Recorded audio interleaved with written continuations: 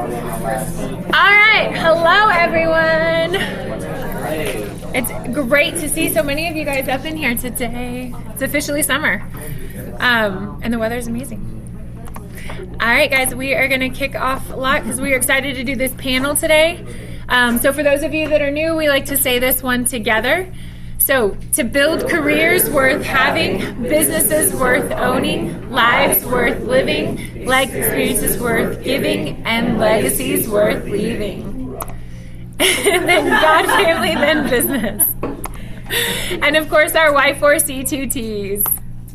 All right, bucket fills. For those that are new as well, bucket fills is just that, saying thank you to somebody that maybe helped you out. Did an open house, opened a door, maybe you were out of town, they helped, kept your business flowing. It's your opportunity to thank them. All right, I'll go with you, Tanner, and then we'll keep going. Got one for Anthony, who's not coming up here, but comps for me when I really had zero time to do them for writing an offer, so it was really, really helpful. I love that. Thank you. All right, who is next? I have one for Jordan, who gets so many bucket fills. He We should probably does. do a bucket fill award because he gets a lot of them. I love that idea, actually. Yeah, I had an open house. The agent canceled due to emergency, and like last minute, just a couple hours before, he was able to do that for me. So Oh, that's I want awesome. to thank him. This person isn't in the room, but he's part of leadership, and I want to make sure that I just threw it out there as well because I was at the TOSA office on Saturday doing my women's gathering, and I always get there and I print all my stuff, and nothing was working.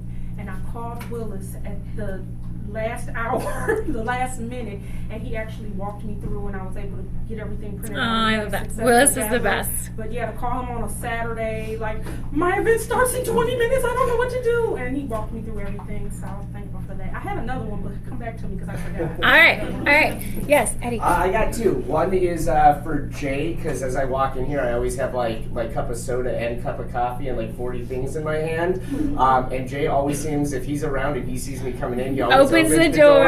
I mean, it's kind of know. like also, he has that office right next to the door, so it's kind of his responsibility, but I want to thank him for that. And then secondly, I do want to thank Tanika. A couple weeks ago, she did an open house for one of my listings, a Friday evening open house, and just very appreciative that there's people that just will help out when needed. 100%. And you know, Jay almost thought about switching offices. And so No. that's a great reason that you No. don't, because everyone loves when you come open the door. Yeah, you have to stay for that reason. He was going to live closer to Jessica and James, but he decided to stay. So I'm going to say Matt. I don't think he's here, but he's just been super helpful. with the land team. Yes. Okay. He's been super helpful. He helped with my first showings that I did. And then Awesome. he answers all my phone calls and text messages. I love that. So, him. That's awesome. Anyone else? I saw a few more hands. Jolene, and then I'll come to you. Is Mia online? She should be. Yep, she should be watching online. Big shout out to Mia and the front desk. Eric was down there too. After getting stuff back from marketing, they helped and pushed through my new business cards and new signs. And they look Make sure amazing. The colors look so good. If you haven't seen them, check them out. Yeah. They made sure to push them through, so I got them back so I can put them up. Yay! I love that. Taylor. Thank you, Amber. She might be online, but she hosted an open house that I couldn't do this weekend, so that was really nice. And thank you, Dawn, for helping me answer my question I had about writing that offer. Dawn, you'll be forever Defender Dawn. I mean, it is what it is. Did you? I forgot one. Yeah. Jolene as well. Oh, jeez. I came in, I think, last Tuesday thinking there was a meeting, but there wasn't. And she kind of talked to me about helping my buyers find a property and gave me an option and just, talk to me about that. I love it. That's awesome. All right, guys, so we will keep moving along. So we have a lot of office updates. If you guys have not met Eric, he's over at Lee Country today training with Amber over there, but he's in his third week. We're super excited to have him. Obviously, with it comes sadness because then we're losing Shania. Her last day will be July 2nd. She's moving to California. That's so sad. I know. But, you know, she's in love, so she's following her fiance. And she's going to be with the Keller Williams there, so she's already accepted her offer. And we're super excited. So it worked out great. But yeah, so we're super excited to welcome Eric. If you guys haven't had a chance to meet him, stop by the front desk anytime. Not today, but any other time because he's at Lake Country. And I sent out an email welcoming him with a little bit about his background. So we're excited. And we have lots of new faces today, so we're going to introduce you to all of them. We've got Abby, Mohammed, and Jessica, so welcome everyone on here. And then Eli, Giancarlo, and Tommy's here as well, so congratulations, we have 2 of them. Eli's up front. All right, compliance updates, Miss Lisa. Yeah, this just real brief. An important thing that you might not realize when it comes to condition reports, if the date on the top portion of the condition report is not filled in, it can be considered incomplete by a buyer, and therefore a buyer may argue they have rescission rights. So you know this happens all the time. Sellers forget to put a date in there. So when you see that as a listing agent, please go ahead and encourage your seller to put a date in there. I'm going to go ahead and not call that legal advice on how to fill out the report. Like, tell them to put a date on there. Wisconsin State Statute 709.02 provides that an owner shall furnish a complete report to the buyer within 10 days after acceptance, or the buyer has 2 business days to rescind it. So, I mean, we know a buyer's not rescinding it because, like, they don't like that there's no date on it. They're looking for a loophole because they've got cold feet, so don't give them that loophole. And that's all I have to say about that. Any questions? Yeah. Is it possible for us to type in the date, or do we really need the seller to do it? It'd be best to have the seller do it because they're filling out the report. If you're on the phone with your seller, say, hey, you missed that, may I fill it in for you? I'm gonna go ahead and call that okay. But if you're sitting in front of your seller, just have them do it. Make sense? Okay. And then just a reminder of the compliance line. By the way, that's the only thing that you should mark on that paper for a seller. Page 1, date, okay. Anything else, do not. Do not. And that's all I have. Yeah, thank you. All right, guys, tech and marketing updates. I know there's been a lot of things coming down to websites and some things not working correctly. I reminded homegrown cappers this morning as well. So right before Mega Camp, obviously every year, they're going to launch out a ton of new features. We launched out KW Canva last year, the enterprise version. They launched out a bunch of new features. So you'll see some things getting clunky or kind of breaking a little bit between now and August when Mega Camp happens in San Antonio. It's just, they're about to beef it up and launch a whole new realm of features. So just wanted to put that out there to you guys. Updates to designs and applets and command are huge. We were playing around with some of it yesterday with some agents. It's really cool, so make sure you guys are playing with it. If you need help, you can always let me know, Shania know, Eric know, or Kathleen. We're happy to help you. But there is increased security in command. I know it can be kind of a pain where you have to go and get the code all the time and put it in. Just keep in mind that it is to keep the bots out. There's just so many issues where people try to replicate you in emails, replicate you out to your clients, especially for other reasons like earnest money. So just, I understand it's a pain to have to go grab the code, but at the end of the day, know it's there to protect you so that you're not hacked, because it's worse when you're hacked. Community Pulse magazine, so the new quarter one is out and available. It's really cool. If you guys haven't taken a chance to look at it, we have extras. And then Uniflow is coming, so we're super excited about this. For those of you who have printed before and it's a pain in the butt, or you go to another office and you're not set up in the printer, or you have a Chromebook and it doesn't work, our new system is going to allow all of these things. You don't have to be set up in the printer. You can walk into any office and print. So we're super excited about this. The soft launch is happening this Friday. So it's going to allow you to print to any machine, any device. So from your phone, you do not have to have your laptops with you. You do not have to have a computer with you. You can literally do it from anywhere to anything. Yes. Will there be any Wi-Fi? Yes. I know. So it is, your security codes are going to change though. They are no longer going to be your social security number because we don't want to have those out there and use them for more features. So you will get a new code. I know that's a pain in the butt, speaking of codes. But again, this is all making your life easier. So concentrate on the positives in it and not the negatives that you're having to learn a new code. So we're going to share a little video to show you kind of what that is going to look like.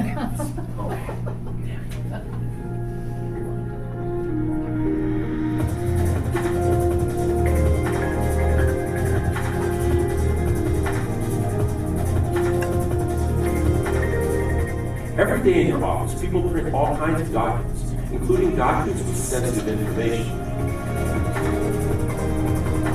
When these are not picked up immediately, they can get mixed in with other prints in the receiving tray, so they are vulnerable to data breaches if read by someone else.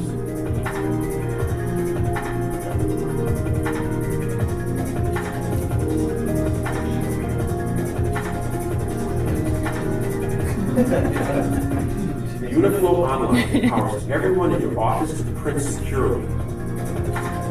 Once sent, print jobs are stored in the user's personal print queue. There, they remain safe and secure.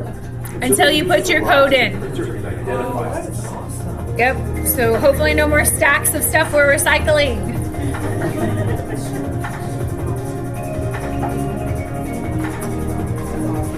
Users can choose their finishing options to get documents printed the way they want them. Only selected jobs are printed, which saves costs and minimizes the risk of data. Now, if you have something that's not sensitive, you can send it to the printer and go pick it up, like if it's something, but if it's... have to do it that way. No.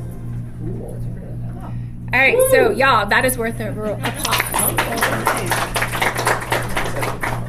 So what steps do we have to take to get connected to that? We're soft launching it Friday, so they'll be sending out your information to you as far as your codes. The machines will be coming in, we'll be doing all the things. So they're going to be testing it out in different locations before each one gets it.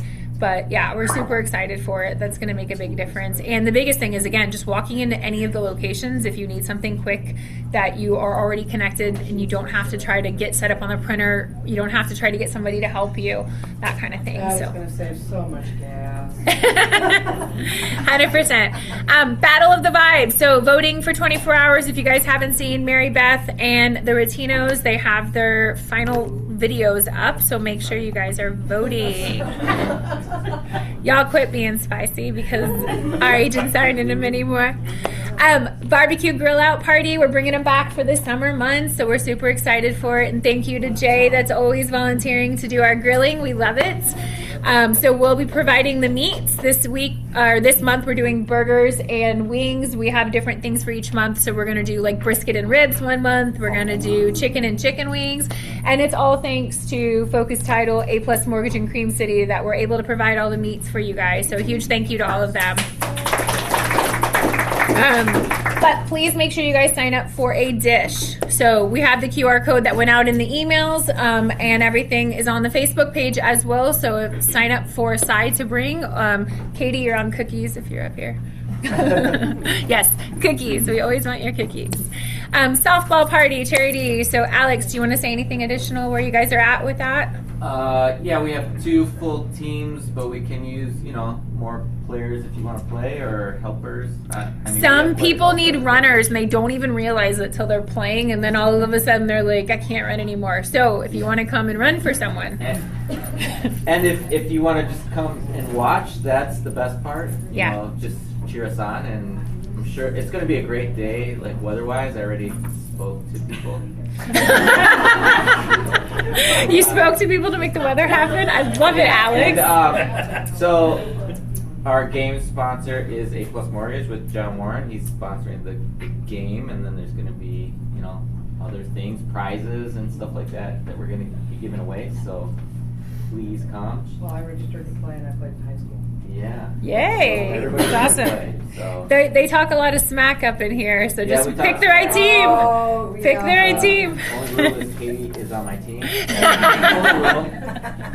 She's very The good. other rules that you are both not on my team. Hey, whose team is Maureen on? Just out of She was curiosity. on the other team. She was on our team. She was on the white She's on the team. losing team. Yeah. You might want to make sure she's on the winning team this year. She ran for a lot of y'all. Starts already. Yeah, it gets crazy. That's literally since the day How after long it does finished that last year. run? It was like 2 hours. Yeah, the game is. So we have the field from 10:30 to 12:30. Right. We're gonna get there a little earlier to kind of pregame. Lynn is gonna be providing some things, maybe. Yeah, they have concessions open as well. Yeah, and then also Mari and Jay, her husband, they're gonna be providing some other things that we're Awesome. sponsoring something. That's awesome. About the thing. Yeah, so can't tell you guys, if that you that's haven't been, the players chose walk-up songs. They get crazy and fun. So it's a good time. We're cheering on people as they're getting on the the mat. I don't I even hear know. there's new announcers this year that Oh, are yes. great. Oh yeah, it's not you by any chance. Like that wasn't obvious. Also, they redid the field, so it's not like dirt where you're gonna get hurt. Like last year, I got a nice cut that I still have a scar from, but it's gonna be a for turf- KW Cares. It's a turf field. Yes, and it is for our local KW Cares guys. So all the money that we raise, they'll do raffles and all sorts of fun stuff. It is all for a good cause, and it goes back to benefit the agents in this office. So KW Cares was exactly who was there for all of the agents that were affected by the floods that happened in the freeze recently, and it was because of KW Cares that we were able to give out over $12,000 to our local agents that needed help. So that's exactly what this is for, and it's a good time. Yeah, and please invite your families, friends, whoever. There's going to be a lot of things that they can. Yeah, donate if there's or kids at provide home for. and they're not at school that day or at a camp, bring them. It's a good time. The more the merrier. Autograph session will be Ta- right after the game. Dana, I do have a question. Yeah. For the raffles, are we able to put together a raffle box, get it from somebody, or is that all provided? Or- Yeah, we can. You can do whatever you want. Yeah. We can talk about that. Yeah, for sure. If you guys haven't had a chance to listen to the MREA podcast, the new psychology of content that attracts clients is so good. I highly recommend you listen to it. Guys, as a reminder, we'll have a slide for it too, but Jason Abrams is coming here in person to Milwaukee. He runs the MREA podcast. So I highly recommend that you guys are all in the room. It's a really big deal. Hey everybody, you're here, you're in the lab with pen and pad, and I have my thinking glasses on because I'm getting older and I can't see anything. And the good news, I am almost there. This is the cover page. Now granted, it's the only page that's done, but I promise it all begins with that. Your Best Life powered by Your Best Business, brought to you by Jason Abrams. I'm excited. I've taken the best from the AI models, the best from the MREA, the best from all the science and studies that we have, and some new models that y'all haven't even seen yet, and I'm coming your way. Together, we are going to spend 3 hours delving into all things lead generation, all things Your Best Life, all things follow-up, and most importantly, all things you. Because here's the deal. In the end, all of us are building businesses for one reason, to help us live our best life. So is there a secret on how to live your best life? Gary Keller says yes. I know what it is. The only thing missing is you. So every single person in this room should be in that room on June 23rd. I promise you don't want to miss it. It's definitely something that you want to be in, so you should be scanning and making sure you register. The ALC is already set up, ready to go. We're super excited for it. I will tell you this, there is a private lunch for guests that are coming in from other brokerages. And if any of you have a friend that is at another brokerage and maybe they're not so happy and they happen to be a producing agent, let me know, because I will cover their ticket for free and I will cover your ticket for free. Okay? So you don't have to pay $50. Bring a friend. Did anyone? I see a few phones up. Do you need me to go back? I'm just looking at the address. Okay.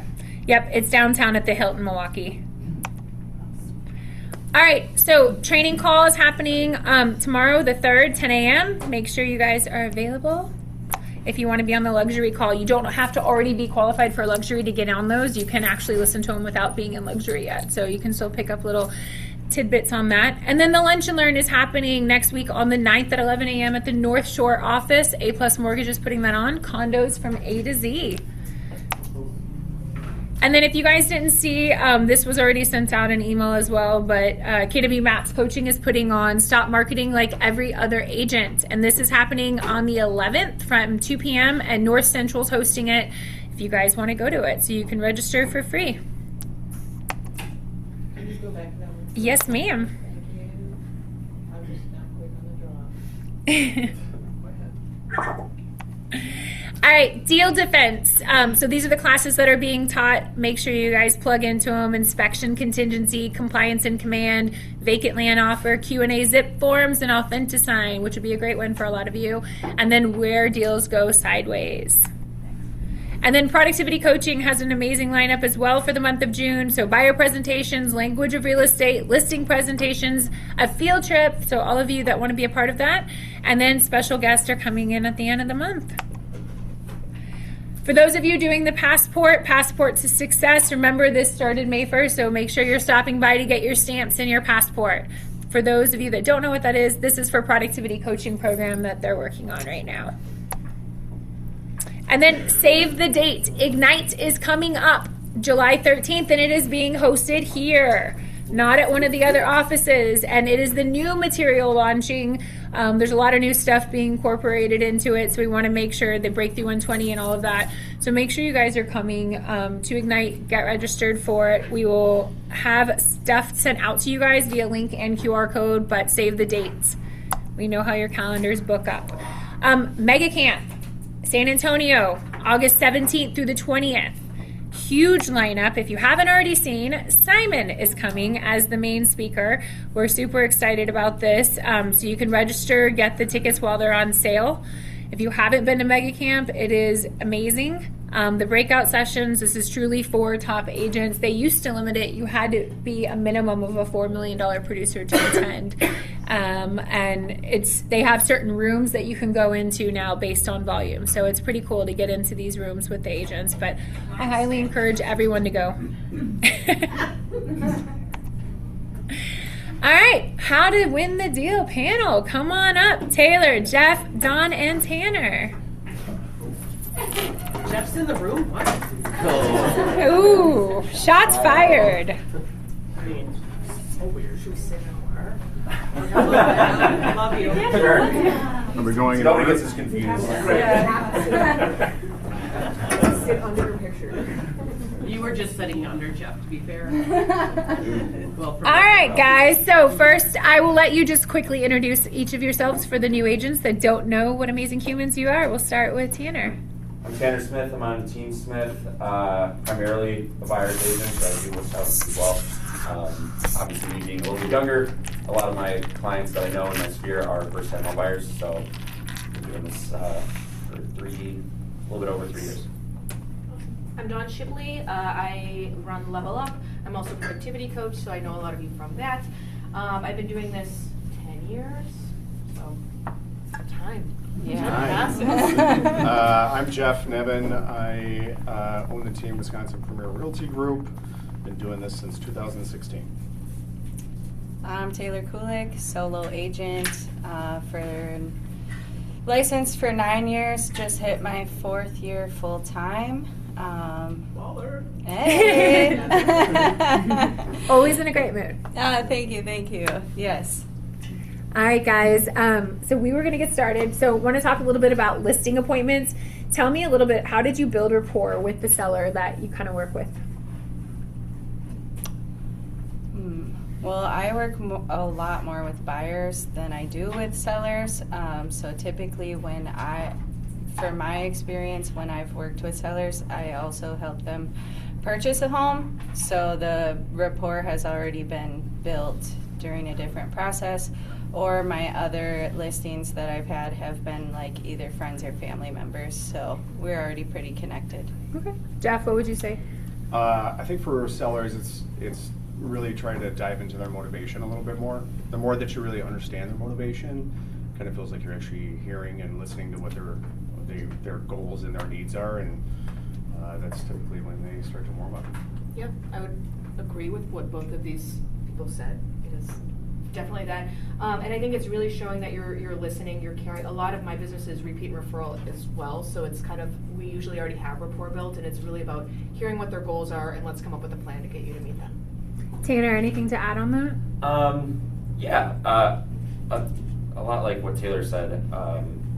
I work with sellers that are normally also buying, so I have already built that rapport, but a lot of my business is referral based. And so if I'm just meeting them for the first time, just showing up and being super knowledgeable and going a little bit of an extra mile, to show them that you really do care. And then yeah, closing your mouth and just listening is big. I think a lot of people like to just keep talking, but they want to tell their whole story to you, so just listen and then, show that you care. Do that. Have you ever guys, so that's great that you say that. So I had a coach one time tell me to write WAIT at the top of a paper, and the acronym stands for why am I talking, right? So it reminds you to always listen to the buyer, like they're saying, and listen to what concerns they have before trying to chime in. Dawn, tell me a little bit about with listing. When you're up against multiple clients and you know that you have other realtors that are up against you, what is something that goes through your mind when you're sitting down with them? Authenticity, being yourself and being okay with the idea that if I'm not the right fit, I'm not going to change who I am. I'm going to give them the information. I'm going to listen to what they're looking for, but I'm not changing who I am as a human. And so I'm going to be myself, and if it's a good fit, it's a good fit. If it's not, I'm okay with it. Yeah. So.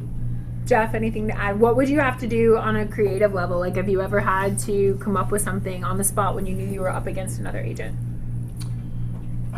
I think it really comes down to, so like the best is like prep. So if you guys aren't doing a pre-qual script before you go out on the listing, I highly recommend it. For example, Ashley did one for the first time, and she was like, "Why am I doing this?" You kind of sounded like her. So stupid. But we're at the listing appointment, and the seller actually was like, "I'm so glad that you did that because the other agents that came into the office that came to the appointment didn't even do that." So it sounded like you're more prepped when you go there, and by doing that, you could always discover what those objections are going to be even before you come out. So that's I love that. No, that's great advice. Best advice. Taylor, Tanner, anything to add to that when you know you're up against another agent? No. Okay, Tanner. Have you been in a situation before where you knew you were up against another agent? Yeah, and a lot of you have to understand what their motivation is for selling. Like, are they just relocating way far away, or is this their last place and they're going to assisted living, whatever? They're going to be, their main focus is going to be different. It's like security of sale, or just the highest price, or we want a nice family to move in, whatever. And then, once you kind of figure that out, which is why a pre-qual script is a good idea, just to learn about what their motivation might be, and then once you get there, just really hammering on why they really want to sell. But did you hear what he said? One of the biggest things is painting that imagery, right? Connecting with the client, seeing what their reasoning is for moving. So is it their forever home? Is it to be closer to grandkids? Is it a specific park that reminds them of somebody in the family? Stopping to ask those things and learn about them truly helps you connect with people, and people sell people when you connect with them. So that's a huge help. Where do you get most of your listings from on average? Buyers for you? Yeah, from buyers or my sphere. And Jeff, you like to cold call? Yeah, so it's mainly like expireds, probates, sphere, past clients, but yeah, a lot of calling. But script and role playing helps for sure. Big with time. that. That's probably the biggest thing, even with sphere. Yeah, 100%. I tell you guys all the time too, record yourself, truthfully. Record yourself in a video and watch it, because your mannerisms in the video will actually affect your tonality that comes across on the phone. It makes a huge difference when you're not smiling. If you're a person that talks with your hands and you're trying to be super restricted while you're talking on the phone because you're nervous, that actually comes through on the phone. So yeah, practice in front of a mirror, practice in front of a recording. But yeah, go ahead. Tanner, do you have your hand up? No. Oh. Just wish. Okay. Dawn, where would you say you get most of your listings from? Most of ours is repeat and referral. We do have a really strong agent referral network too. So a lot of them are people where it's not necessarily that I know somebody else that I have, that we have that connection, but sometimes it's, they're moving to another state and an agent there connected them with me here. Okay. Awesome. Yeah, sphere and referral pretty much strictly for me. Okay. Perfect. What listing presentation materials do you find most effective when you guys go to a listing appointment?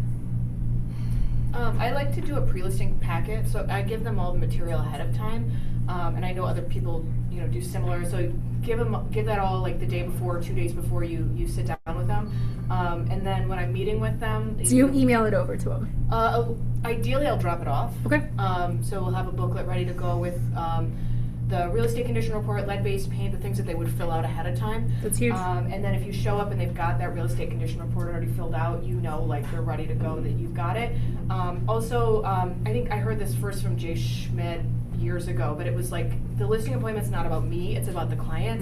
And so if I give them all the info about me ahead of time, they'll do their homework, they can Google, they can find out about me.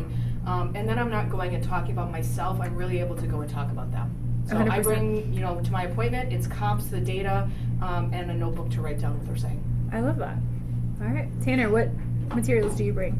Yeah, well, I mean, we have a pretty extensive listing presentation, kind of lays it all out for them, and we do a lot of pre-work for comps and data and things like that, because I mean, there's just a few different people that we've, you know, listed their house where they were super concerned on what the price of the house was, you know, going to be listed at, and I think that's that's a question that is at the top of their minds when you're going on a listing appointment. So you definitely need to have all that like nailed down before you go there, because you can't just be like, I don't know, like you could go here or here. Like they don't like to hear that. Give them a number, give them or at least a range, give them at least a tight range of numbers, you know, and it might change depending on, you know, what you see within the house, because if you've never been there before, it might change your opinion a little bit. But again, they need to have like something that comes from your mouth that says, this is what I think it should be listed for, because they have all sorts of different ideas in their head. So yeah, there's a lot of good reasons for that. But is there anything you guys would add from listing side before we move on to the buyer side? I guess I would just say, like, ask more questions than speaking statements. Like, that is essential, to just shut up and listen. And bring a water bottle, because it's a lot of talking. Yeah, That's so seriously. That's great advice. I think just to kind of piggyback off you, Tanner, we definitely bring a lot of materials to the listing appointment. However, it's not really I mean, you have like your bullet points, right? You want to go over pricing, you want to go over marketing, things like that. But before we go out, we ask like, what's the most important thing that they want to talk about? Because if I go and I just start talking about the whole thing, I'm going to lose them, right? Yes. So I bring everything I need in case there's objections, but at the same time, I'm focusing on what they really want to talk about, and then prepare it that way. Right, so the number one game and everything that you should have heard is to make them feel important. We say it all the time, Jeff Glover, it's a Gloverism, but make me feel important is a big thing that we always say is you want to make them feel like the star of the show, and you want to know everything about them when you walk out. It's really going to help you connect the most. All right, moving on with buyers, because obviously that has been a big situation right now across the market, is you guys are seeing a situation where you guys have multiple offers going in, and not every deal is winning. So let's start off with on the buyer side. Tell me how initially, when you connect with a buyer, what's kind of your first questions that you start off with? like the first question when we meet them? Yeah. Yeah, well, are you pre-approved? Do you have somebody in mind of who you're going to get pre-approved with? And don't use Chase Bank, I have other people. I love it. What do you do specifically to establish trust? We do a buyer intake form, same as the seller intake form. Okay. We just kind of go through all those questions, find out about their goals. You know, are you renting now? Are you moving up? Kind of like just finding out their story and what their timeline is, what their goals are. Have they talked to a lender yet? Kind of gives us an idea of next steps that are correct for their situation. So is there anything on the intake form that stands out that makes you learn who the buyer is better that you would recommend? Yeah. So we talk, like, we ask questions about, what are schools important to you, like lifestyle kinds of things, like what are you looking for in your ideal home. We also ask the question of how does somebody win with you, how does somebody lose with you. I love that. Most people end up saying honesty is how you win, being dishonest is how you lose. I don't know, everybody's afraid of being lied to. But sometimes you learn tidbits from people that are actually like really insightful and just how to win with them. And if they're telling you how to win with them, I listen. know how to. Yeah, do it. Yeah. Real quick, it's actually really important to be super honest with your buyers, because for some reason the past year, everybody just thinks somebody's out to get them. Yes. The seller, you, Yes. the listing agent. Yes. everybody's like, oh, you're just trying That's to get fair. No. Like, that's why giving them super honest upfront advice is the best, even if they don't agree with it. Yep. Like, that actually will build a little bit more trust. Like, if you're like, we have to be super aggressive on this, and this, and they'll be like, what? Like, I'm not doing that. Oh, okay. Well, they still trust you more because you're giving them your honest feedback. Yep. But yeah, they really do think like everybody's out to get them. It's paranoia. So once you have the trust of the buyer, what are some things that maybe each of you tell the buyer that they're gonna be up against in this offer, especially in this market right now? I usually ask them, like, what do they know about the real estate market right now? Okay.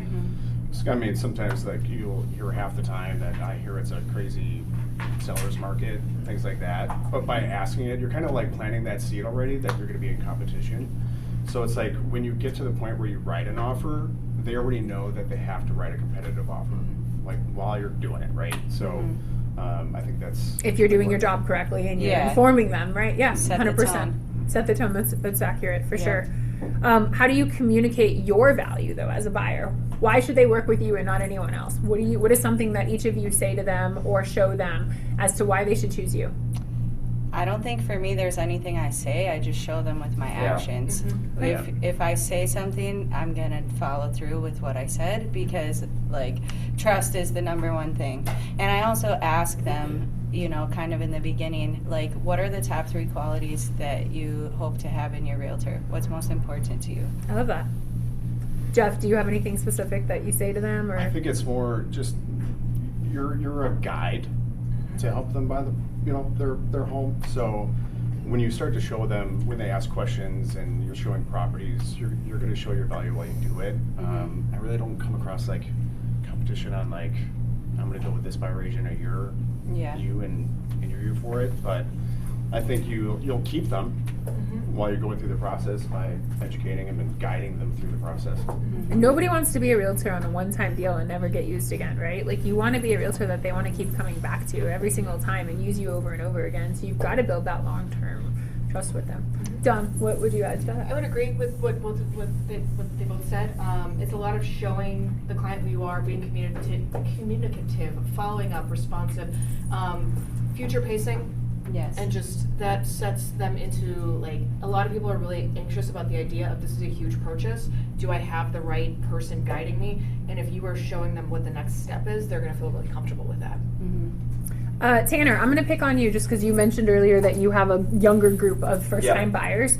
How do you explain the buyer agency agreement to them, especially for someone that doesn't understand the process? And do you feel like that has caused any obstacles for you? No, it hasn't caused any obstacles for me. I would just say something that's overlooked is the fact that, I mean, lately too, especially, I would say, people will, they just, when you meet them to the time that you go to a showing is so fast that, like, buyer agency normally, like the full buyer agency normally happens when I'm writing an offer these days. So it's pretty overlooked, it's absurd, like, how quick it can happen because they're pre-approved, they've already done a lot of pre-work, and then they heard your name from so-and-so, and now they want to use you to buy a house. Well, on the first showing you go to, you're writing an offer. It's like, so that's how it happens sometimes. But if I do have the proper time and they're not just dragging me on a showing right away before a buyer meeting, just explaining it to them and literally, I've gotten really good at reading it upside down because I'm showing it across the table. That's a good skill. They'll be impressed by that and they'll trust you. Dawn, do you have anything to add on that as far as like the agreement goes or communicating it? I always like to set a consult first, ideally. Even if we're going to look at a house, I'll try and set something up. If it's a new listing, things are moving so fast. Sometimes you're hopping out to a house right away. But ideally, I'm setting a consult first, and even if they're not ready to sign a buyer agency agreement yet, we run through it just so that it sets the tone that they know that any document they're signing, I'm going to explain to them. Okay. Yeah. Lisa. Please remember that if you do not have a buyer agency signed with a buyer and you're running to a showing first, pre-agency. Yes. I should have said that. We do sign pre-agency. Keep a blank one on your person. Yeah, that's a great ad. Have any of you ever done a buyer agreement or met with a client on the first time on Google Meet or Zoom before meeting with them in person? Yeah. Talk a little bit about how that goes for you. I don't do it very often, so the last time I did was probably about a year ago to date. But that was really cool. They actually just clicked on my Calendly link and they booked their own appointment, and I didn't even know like who they were at all. So that was really cool. I was like, is this real? Is this scam? Hopped on the Zoom call and they were there. So I was like, oh, whew, thank God. And I like to keep it super personal, kind of almost informal. Like, I am a professional, but I'm a human being first and foremost. Like, I understand what it's like to be in a buyer's position. I know it's awkward. So, like, hey, let's get awkward. Let's get that out of the way real quick so we can move beyond that. And something I actually did want to touch base on with like explaining the buyer's agency agreement, because usually for me too, it is pre-agency first and then bam, we're ready to write an offer, so you have to sign this agreement. And my explanation is pretty simple. This agreement states that I work for you in your best interest and I will negotiate on your behalf. Of course, commission comes into play as well, and my commission is 2.4%, which I'm always going to ask the seller to pay that, so you're not coming out of pocket. But the basis is, and I like to explain it this way, it's basically, please don't cheat on me and I won't cheat on you. Like, if you sign this agreement, you agree that I am your agent. Don't call another agent, because if they show you a property, they're the ones that's owed a commission at the end of the day. So I know when you go to work, you expect a paycheck, so do I. So I kind of put it really simple and get it. I love that. Like, and you build trust that way because they see you for exactly what you are. Exactly. So, then back to like the Zoom. So for that instance, I kind of like to just ask a lot of questions first. It's always questions before explanations. And then that will really help guide me what direction I want to take the conversation after that. At what point in the conversation do you guys realize that you've earned the buyer's client as a client? Oh, I think that's situational. Yeah? Mm-hmm. Okay. What are some of the things that you guys have found yourself up against right now? Some of the creativeness that you've had to have to win an offer? Oh, there's always. I think we've all mentioned like talking to buyers about some like what the market is like and what to expect. I use a lot of the lore report as we're talking about what we're seeing, what's winning. So future pacing buyers, to let them know that right now 50% of offers that are winning have no home inspection. That's what we're up against. How are you feeling about that? Is that, I'm never going to tell you to waive it. If you don't waive it, here's some other tools that we have to use, talking about the addendum AC and all of the tools in our toolbox there. So starting with what those tools are, introducing the idea that things are competitive, we're going to start with our best offer. Talking to the other agent to find out what's most important to their seller. That's huge. We tell a lot of people that all the time. Pick up the phone and have a conversation with the other agent. Ask them specific questions. If my client comes in at this price specifically, are they going to even stand a chance? Find out what they're looking for. But I think the key to what Dawn just said too was when she said that to the actual client, she said, how does that make you feel? Right? So she's validating their feelings, which is huge because that's going to help you connect. Tanya. What is the lore? When we talk about what's the market, real estate, so the market data, what's winning, when we share that info, that right now, at any given point in time, about 25% of offers are cash offers. No, we share team meeting. The team meeting, yep, and then we post it out. It's LORE, it's the lore reports. Yep. Okay. Good question. For sure. Yeah, and as you guys have questions, feel free to raise your hands and ask, because we want it to be like where if you have something that could help you, they're up here to answer your questions. For sure. That's awesome. Tanner, did you have anything to add on that? Like, what crazy things have you seen yourself up against recently to win an offer? Also another thing too, answering that question, but asking what the seller's, what's most important for the seller, that just obviously they want the highest offer price. No matter what they tell you, that's what they want. Because that's the first line on the offer. It's the best, it's the best thing you can do is increase your offer price. Escalation clauses, really big. How many offers do they have in hand? And it takes a little while and a little experience to figure out what that's really going to mean. How long has it been on the market? So many different things play into it for me that it's pretty hard to explain. Because when you walk into a house, how much does it wow you? How much do you think it's going to wow everybody else? And now they have 4 offers and it's only been on the market 2 days. that's a lot different than, okay, we're going up against one offer, it's 6 days on market. You know, that couple of days makes a massive difference in what I will, you know, think is going to win. But knowing that is huge too, because like you said, call the listing agent. Call them. Yeah, don't just text, Absolutely y'all. Pick up the possible phone and have a before you conversation with them. Call them.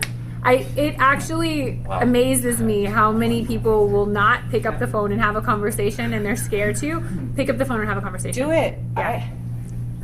Speaking on that, how do you get them to say anything besides write the cleanest offer possible?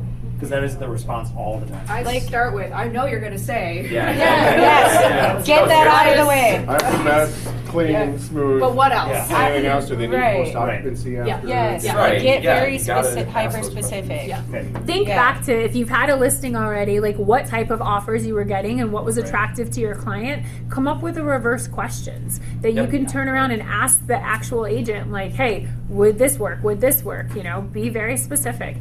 The worst they can tell you is, again, they're going to keep answering the same way, but And maybe some you'll get will an answer. Still. So that's great. I was going to say, asking too, one of the questions I find I get the most information is asking why are the sellers actually moved, like trying to figure that out, because then you'll find out like, oh, they're relocating, they'll give you a lot more info, they're relocating to Texas at the end of June, you know, but they really need to be in the house until the end of June. So sometimes like personalizing it with the seller a little bit, and you can use that to your advantage. I had an offer I'm actually waiting to hear back on. But it was like an elderly couple, and the listing agent was like, yeah, it's, you know, they're moving to be closer to family, but neither of them can drive anymore. They're worried about getting around town. So we included a $2,500 like rideshare gift card with our offer to purchase. So that works. And like, again, if you can personalize it to the seller, I'm not saying I'm going to get it, but I can tell you no one else wrote that into their offer. She's like, don't go up against me. Yeah, so you know, you can find inventive ways if you find really what you're walking through and there's pictures of the sellers drinking wine in every picture. Throw in a wine package from a Napa winery for a year or something. Like, you can do stuff to kind of try to separate yourself. Yes. 100%. Oh, yeah. Yeah. It comes down to value. Anything can be written into a contract. Right? It's value, guys. It's why should you stand out more than anyone else? Why should they use you? That's what you should always be thinking about. Because if you can't answer that question yourself, why they should be using you, then you need to go back to the drawing board and come up with some actual line items of things that you know you offer. You all have something unique, but you need to figure out what it is that you're offering different than anybody else, what they get for working with you. That would be one of the things for sure. Anything else you guys want to add as far as buyers or sellers, or what you're doing to creative to win a deal right now? A couple things, because I want to touch on your question again. Because, okay, so listing agents are not going to tell you what's on the offer, but sometimes they give hints. Yep. So I'll even call them like, hey, if I wrote you an offer $20,000 over asking, no home inspection and appraisal buffer, how do we stand against the other 5? Yeah. They may not say anything. They may say, well, just write your highest and best, but most of the time, they're like, well, it's a pretty good offer. Or they're like, well, I mean, it's close, but not quite yet. I don't think that's going to cut it. Yeah. Or like, I mean, and I always hide behind the, I always hide behind the, okay, I don't want to waste my time or my buyer's time. Is this competitive? And normally, like, if they like pause and they're like, just write your highest and best. Okay, like, you know, you can kind of get an idea of what they're trying to tell you when they give you an answer. No matter if it's like a no answer, like, humans give away. Well, and that's why the phone calling piece is so important. Yes, because you need to put them on the spot. We all know if you're texting it, that means it's in writing, okay? So we're not going to do that, right? So you'll get way more information voice to voice, and you can gauge tone. Yes. Or if you have an opportunity, get face to face with them. Like if you're, you know, happen to be in the same location with them somewhere, obviously their body language is going to tell you even more. Yeah, like an open house. Yeah. Which I think that's everything. I've done that before. I put some people on the spot at the open house with other people walking around. Because then they have to be really honest. Sheila, you had a question? Not as much of a question, but we always talk to the listing agent, and when we're on the listing side too, if you have 5 offers or however many offers you have, sometimes when you hear the story of the buyer too, like this buyer's, they had 5 offers that didn't get accepted and they really need one, and you know, their dog is dying or something. You know, but I think you kind of can get on the good side of the agent too, because even though the agent isn't the one making the decision, they do have a little bit of an influence. Like, Yes. this agent is really good, I know I can work good with this agent, and they're very communicative and all this stuff. You gotta always make sure that you're the one that's the most communicative out of all the agents. 100%. And I think they kind of push for you, even if you're not the one chosen, but they get them on your side. They try. Yeah. Yeah, 100%. They do. And the lender matters when you're writing for your buyers. Like when I submit an offer, I have my lender reach out to the listing agent just to give a extra oomph of like talking up the buyer in a way that I maybe cannot, or just to extra qualify them, or just show like, hey, this is my cell phone number. You can call me or text me on nights and weekends. I am not Educators Credit Union. You do not have to just do Monday through Friday 9 to 5 and wait for a response till the following weekday. That is critical as well. Your lender partners matter, and having them involved in the transaction matters as well. And that's another thing to set the tone with the buyers right away too, is that like me and your lender, like we're like this, we're your dream team. We're gonna get this done together for you. So yes, I'm going to be in constant communication with them throughout this process. So another like expectation to set in that manner. And reassurance as well. and trust was built. Yes. Yeah. All right. Jay? I just wanted to add about letters to the seller, how they can work and not work. I just had last week, the week before, 2 of 6 offers wrote letters. One, the guy had just lost his mom 60 days before, and one of the buyers wrote a AI-generated letter that, excuse my French, pissed the guy off really bad. He said, my mother would not like that they did this. And another offer was heartfelt and written by buyers, 18,000 less, and these guys were even. And he went with the 18,000 less and said, my mom would like these people. She really would. But he said it 3 times already. He talked to today. That AI letter still rubs me the wrong way. Oh yeah. Yep. So from the moment I stepped in the door and all these different, it can, but the other one worked. So one worked and one really Well, made me angry. I know Lisa's talked about it before with letters. Obviously, you guys can't give them advice as far as to what's being put in the letter, but you can give them guidelines to say, like, don't do these things, don't. As for AI, guys, if there's dashes in it, and it's like the number one thing we talked about it this morning in Homegrown Cappers, remove them, help them. Yeah, Lisa. And keep in mind with letters too, if they're not specifically referenced as an attachment in the offer, the listing agent doesn't have to present them. So I received 2 last night, and neither of them were incorporated into the offer. So I left, like, do you want to see them? No? Okay, then we're not going to even look at them. Yeah, so then that's a great tool to remember. Yeah, Sheila. I kind of thought that was how you're supposed to do it, like separate from the offer, because of kind of the questionable. If they're attached to the offer, then they might end up in the hands of the lending and the underwriting and so forth too. But if they're not referenced as an attachment to the offer, they do not have to be presented. Yeah, well, I think it's kind of like inherently respectful though to like give them an option instead of being like, we're sticking this on our offer, read it. You know what I mean? I don't know. Yeah. I actually don't feel comfortable like doing that. So. Yeah, that's fair. Yeah. All right, was this helpful for you guys to be able to hear some of the tools and tricks that they're doing to win offers? Is there anything you would leave them with? Last bit of advice? What, does anybody have anything that they're struggling with or concerns? Yeah, is there a deal that you're up against? Yeah, go ahead. I know this is how to win the deal, but how are ways you've lost the deal before? Like, what are some traps or mistakes you've made that you suggest avoiding? Not talking to the other agent. Truthfully. I think that's number one. By not, like, you need, just submitting the offer and Yeah, not having a conversation. And then you find out later that they were hoping for a certain closing date. Yeah. 100%. You'll kick yourself in the butt. Yes. Yeah, not doing your homework. Be prepared. Get that information ahead of time. Yeah.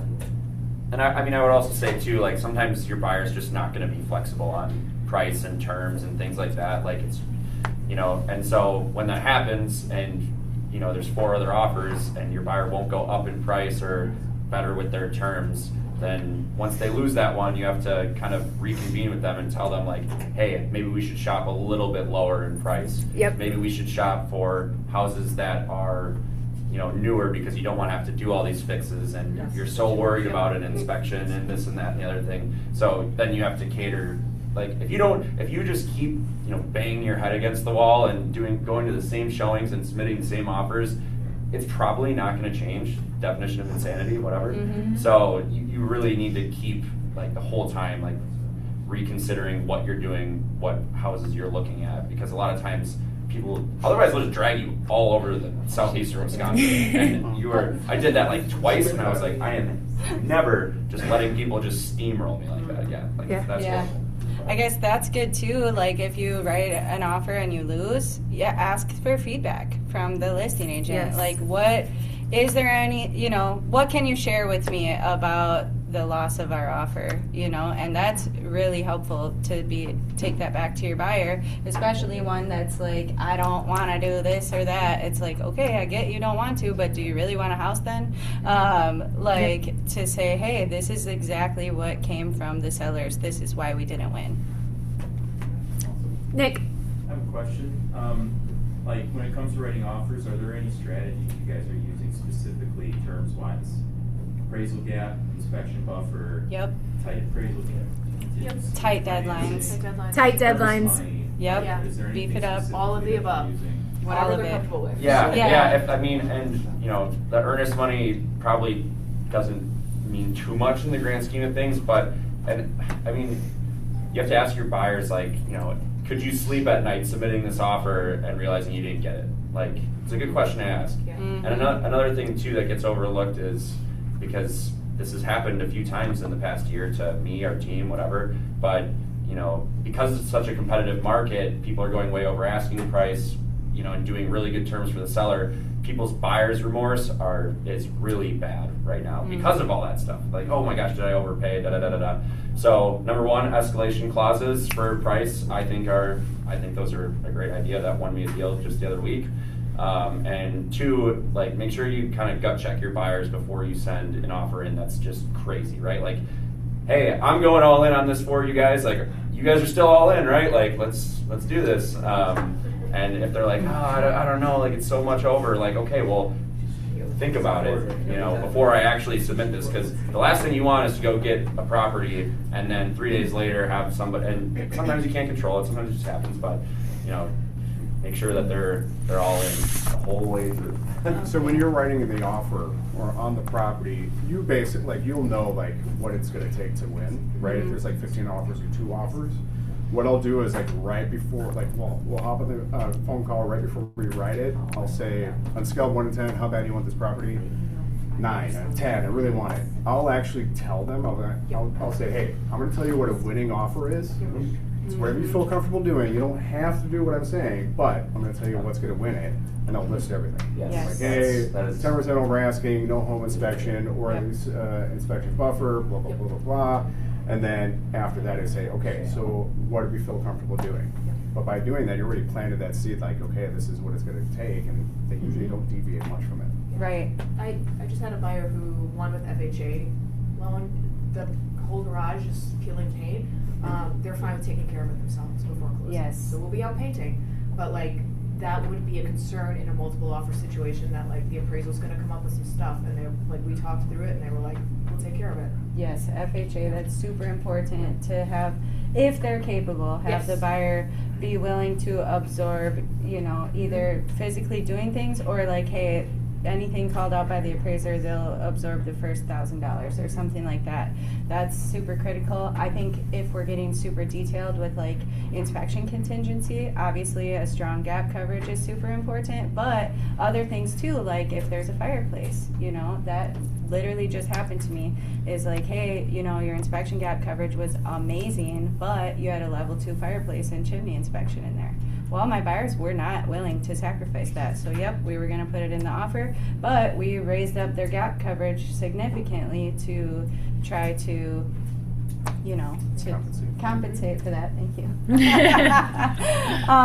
It still didn't work, but at least we know we were like right there. We were pinky nail away.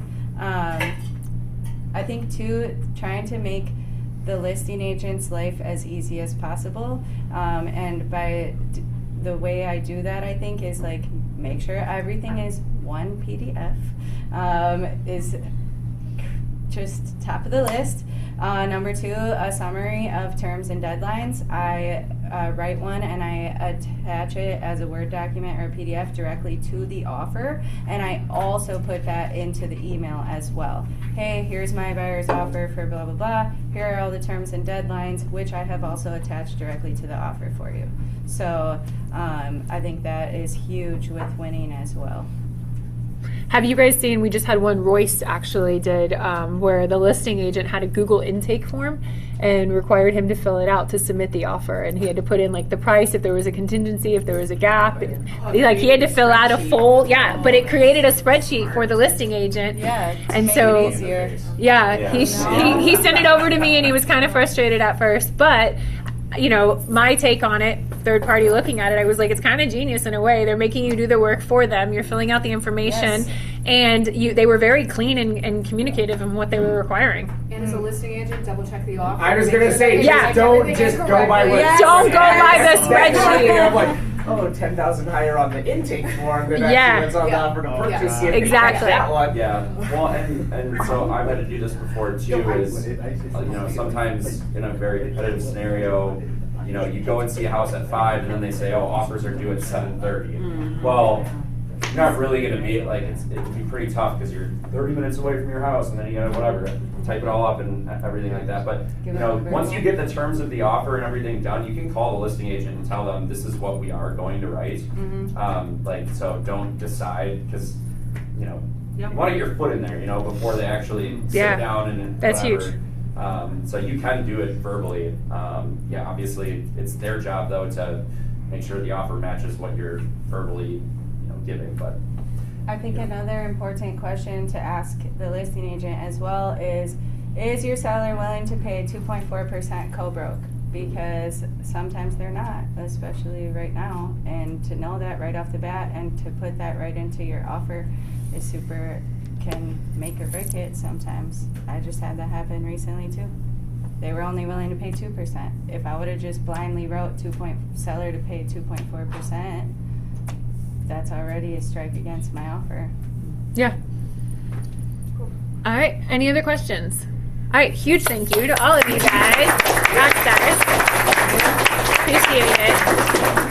As we promised, we're going to try to change up how we present coming soon. So Team Smith, Wisconsin has a couple upcoming listings. So we have all the information out there that should help all of you amazing agents that are online as well to be able to see. So the first one is in Wauwatosa, $449. Nikki has that one. And then North Prairie, $499. Mark and Sheila. So again, you can see the bedrooms, how many bathrooms, car garage. Is this helpful to be able to see it like this? Yes. All right. Next one up is Amy's. We have an upcoming listing, condo in Brown Deer, 3-bedroom, 1 full bath, 2 half baths, offered at $175. So again, it has their information. Amy's in the back. Anything you want to add on it? No, not really. Okay. It's at Cherrywood. Awesome. All right. Level Up, Lisa. Delafield condo in Kettle Ridge, upper 2-bed, 2-bath, 2-car garage, $325. Live later this week. So another upcoming listing. And we'll post these up. Carol Carlson, buyer need. She's looking at a single family home, 3-bed, 1-bath, max budget $320. Waukesha, Big Bend, Pewaukee, New Berlin, East Troy, or Wales. And then condo, max budget $300, preferably 3-bed or 2-bed and a den. Waukesha, Big Bend, Pewaukee, New Berlin, East Troy, and Wales. Okay, so if you guys have anybody in mind. Pinnacle Group, Shanice is also looking for a buyer need, duplex or single family, at least 2-bedroom, Oak Creek, West Allis, New Berlin, Wauwatosa. Budget is up to $300K, but would like to try to stay under that and will be used as a rental property. Cassidy, buyer need, single-story ranch home, Lake Country area preferred, open to Brookfield, up to 710, 4 beds, 3-bath preferred. Mother-in-law suite in the basement for their daughter, prefers a property with some separation from neighboring homes. 3-car garage preferred, 2.5-car garage may be considered, convenient access to a hospital, major highways, and would like to remain further west and away from Milwaukee. And then Amy also has some buyer needs, 3 of them, single family in Brookfield, Burley Elementary? Burleigh. All right, Burleigh. Elementary School District. I hear that. Minimum 5 bedroom up to 1.2, 3-bed condo in Jackson or Germantown up to 280. Hobby farm, 5 acres minimum with barn, location to be within 20 minutes, up to 700. I would reach out to the land guys on that too to see that if they know anything specifically coming out too. Do you know who the land guys are, by the way? Yeah, I reached out to Ed. Okay, yeah, Matt or Ed, just to see if they have anything going on. Is there anybody that didn't make it in on the slides that has something real quick? Sorry, Yeah. Tony told me to give his. I'll make sure they send them to you for next month. I actually have a listing going live in Waukesha next week. 3-bed, 2 full bath ranch with a 4th non-conforming bedroom in the basement. And Eddie, real quick, will you say who you are and who you're with so for the people online? Sorry. Eddie Martin with the Mind Right Realty Group. And that one is going to be going live at $359,900. And then Tony has a couple listings, one of them in New Berlin, 3-bed, 1.5 bath. And that one's going to be listed ranch. That one is going to be listed, I believe he has it here listed at $379,900. And then he has a Milwaukee property, 3-bed, 1 full bath, about 1,000 square feet for $270,000. Awesome. Yeah, Mike, go ahead. Mike Weber with the Let's Go Realty Group. West Brookfield 2-story, coming soon on June 18th. 4-bed, 2.5 bath. A lot of nice updates. Wonderful backyard, walkable to a ton of different things, and an Irish pub themed basement. Very cool. Price? Dawn. $630, thank you. Okay. Oh, Tanika, yeah. When does the like that email? When do I need to be looking for this email? Shania. So we can put those because I missed. They should do the Friday or the day before. Friday or the day before. Okay. I just got to remember to look at my emails. I didn't necessarily have an upcoming yet. I'm going to say I have a potential off market. I just kind of want to get a gauge, so y'all let me know about a Franklin, 3-bedroom, 2-bath. We're looking somewhere between 475, 500. Like, how many of you guys got buyers that might be interested? In Franklin? In Franklin? Yes. Yeah. Okay. Offer in Franklin. My potential. Just call me. Royce just wrote in online. He's got a 3-bed, 1-bath updated South Milwaukee ranch, egress and basement with a room already built. Could be a 4-bed easily, $299 on market already. Yeah. Tanya. Tanya with Connected Real Estate. It's in Green Bay, but it's a duplex, so it's a good investment property. It's 2-bed, 2-bath on one side, 2-bed, 1-bath on the other side. It goes live on Friday, and it's at $329. Awesome. And then, can we send things earlier than the email? Like, if I get a list together, is that okay? Or you want to get a response to the email? Yeah, if you just send it to the front desk, we'll make sure to include it. Okay. All right. Thanks. Or we could even create a Google form. Yeah, we could create a Google form for you guys. That way you just always have the link to be able to submit them through, and then that way we can just generate them over into a slideshow. Yeah, we'll do that. And we'll post it out for you guys so that way you can save it and then enter them in. But I think it makes it a little bit easier than hearing all these numbers and properties. And then we get a lot of text messages. Who was that was talking? And the third person? And I'm like, I have to think back who talked third. And so hopefully that helps. And sorry we ran over today. Yep, Taylor. And then Jolene, I'm coming to you. Sorry I missed the list, but my Brookfield Ranch in Imperial Estates goes live on Thursday at $499. 3-bed, 2.5 bath, half-acre lot. The house is moving right. Lots of updates, but the basement's unfinished. Then I have a off-market condo in Waukesha, 2 bedrooms. Only 1 parking spot and 1 bathroom, and it's an upper, and that's $175. And then I have buyer need in either Vernon, McGonigal area, or potentially Oconomowoc. Their budget's up to $550. The house can need work, that's totally fine. They just need at least 3 bedrooms and a minimum of a half acre. Okay. Awesome. Jolene? Franklin going live Thursday, 3-bedroom, 1 full, 2 half baths, completely gigantic redone rec room in the basement. It's a super cute lot, $449. And then I have a buyer need, still looking to get Uncle Carlo into a place, him, water, and God. It's a nice way to put it. Him, water, and God. He just wants to be able to look out at water. His budget is very hefty. Up to just everything that is needed is a full bath, a bedroom, kitchen, and laundry all on one level, all on the main level, so he doesn't have to do stairs. The man is 93 and just wants to look out at water. Wow. Help him out, guys. Come on. What do you got? All right, guys. Well, that's a wrap. Sorry we ran over, but thank you.